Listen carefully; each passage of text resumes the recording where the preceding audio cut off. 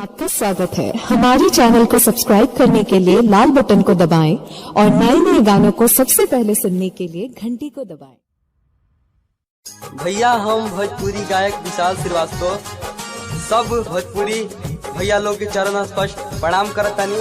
हमारे से पहले लोकगीत एल्बम के जैसे रवा सब प्यार दुलार देनी जा, यही हमारे देवी गीत आप सबके बीच में जाता। एक प्यार दुलार रुआ सब करी जा। ये सीरीज की शानदार प्रस्तुति, संगीत विनीत कुमार बिट्टू। आप सुन रहे सिंगर विशाल श्रीवास्तव को।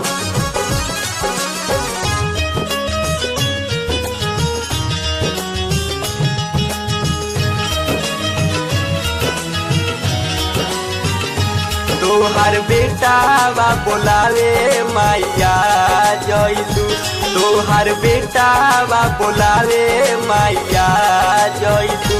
असोनमिया में आके माई शोभा तू अंगना के बढ़ा जइलू। तोहर बेटा बा बोलावे मैया जइलू, तोहर बेटा बा बोलावत मैया जइलू। प्रेम से बोलो मैहर वाली मैया की।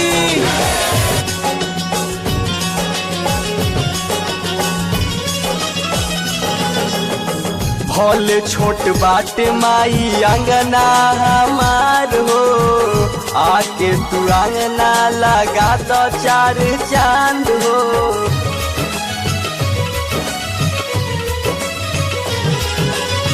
भले छोट बाट माई अंगना हमार हो, आके तू अंगना लगा दो चार चांद हो।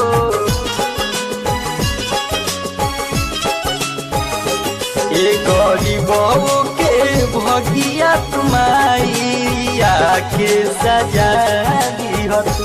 तोहर बेटा बा बोलावे मैया जइलू, तोहर बेटा बा बोलावत मैया जइलू।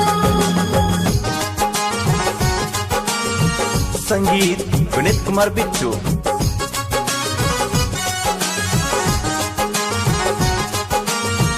आप सुन रहे सिंगर विशाल श्रीवास्तव को।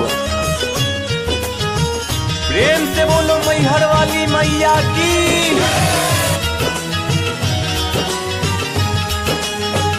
लिपि पोतिली हनी माई घरवा आंगनवा, झुलुहा लगौले बारू मिनिया के गछिया।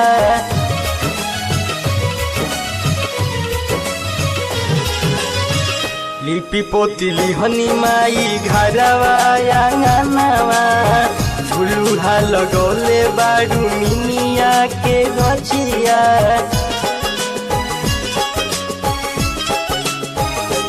एक बेर बेटा कह के सीना से तू अपनाए माई लगा ली हो तू।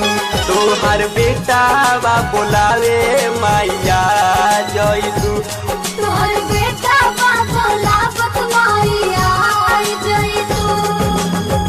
प्रेम से बोलो मैहर वाली मैया की।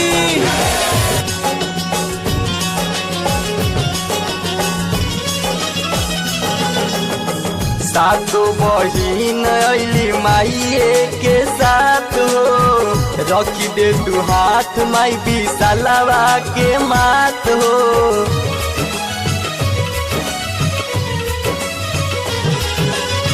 सातो बहिन अइली माइये के साथ हो, रखी दे तू हाथ माई विशालवा के माथ हो।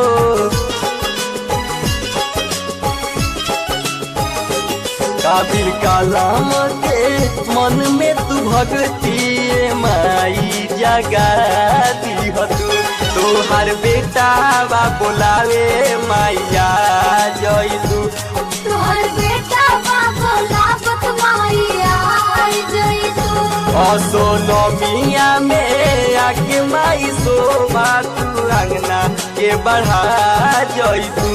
तोहर बेटा बा बोलावे मैया जइलू, तोहर बेटा बा बोलावत